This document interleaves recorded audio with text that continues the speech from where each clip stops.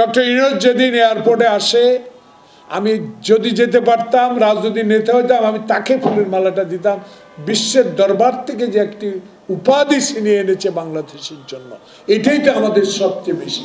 আমি সবচেয়ে, তুমি জেলে ছিলা 16 বছরের মধ্যে 10.5 বছর, আমার কোনো আক্ষেপ নাই, সব ভুলে গিয়েছি। যেদিন 8 তারিখে শপথ নিল, না 10 তারিখে, 8 তারিখে যখন শপথ নিল, আমি এত খুশি হয়েছি যে এমন একটা ব্যক্তিকে বসিয়ে দিয়েছি।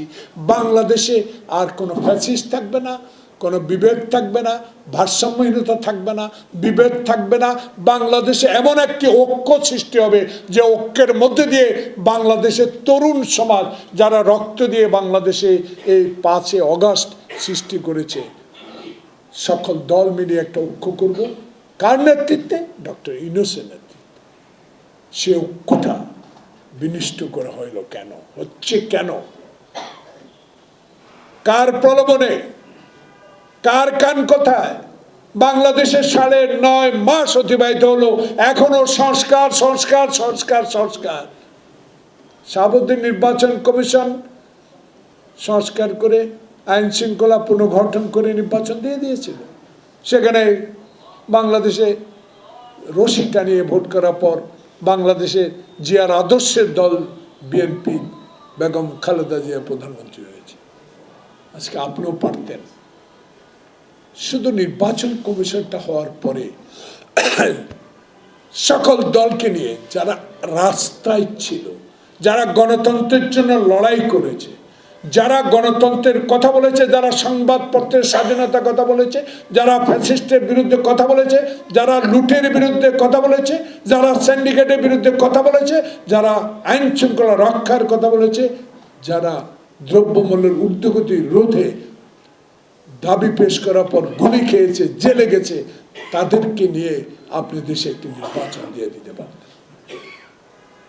কেউ পদত্যাগ করে যায়নি, প্রধান হয় দলের, ওয়েলকাম, আসেন, রাজনীতি করেন, গ্রামে যান, মানুষের সেবা করেন, মানুষকে বুঝান, আপনার আইডিওলজি কি সেটা প্রচার করেন।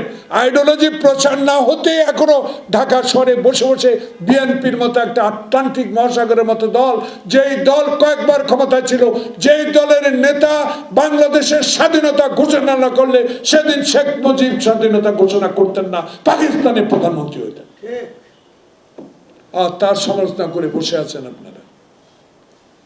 এক লুটেরা না গেলে আরেক লুটেরা আসবে। আরে লুট কারা 9.5 মাসে করছে, হিসাব বাইর হবে। আকা মোহাম্মদ বলছেন বিদেশে যান, 9.5 মাসে 10 বার বিদেশে গেলেন, আক্ষেপ নাই আমার দুঃখ নাই, উনি যাবেই, ওনার কথা আমরা শুনবো, কিন্তু এমন কথা বলা ঠিক না যে কথাটিতে বাংলাদেশের সবচেয়ে বৃহত্তম রাজনৈতিক দলের নেতা কর্মীরা আপনার উপরে ক্ষুণ্ণ হবে, মনে কষ্ট পাবে। নির্বাচন শুধু আমরা চাই, হিসাব করে দেখেন না কয়টা দল নির্বাচন চায়। নির্বাচন চাই বিধাকে আমরা ক্ষমতা যাব, সরকার গঠন করবো, এটা তো আমরা বলি না। আমরা বলি মরা মৃত ব্যক্তির ভোট নয়, দিনের ভোট দিনে, গুন্ডার ভোট না।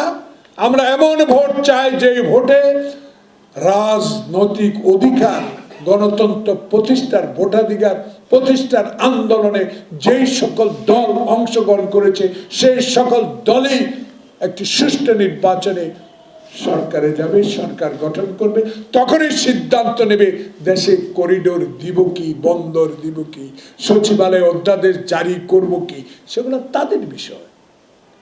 আপনাকে নিয়মিত কাজ করার জন্য আমরা ক্ষমতায় বসিয়েছি সকলে মিলে, আমরা না। আপনার কাছে তো অনেক আশা, সে আশা চূর্ণ বিচ্ছিন্ন করে দিচ্ছে কারা, তাদেরকে বের করে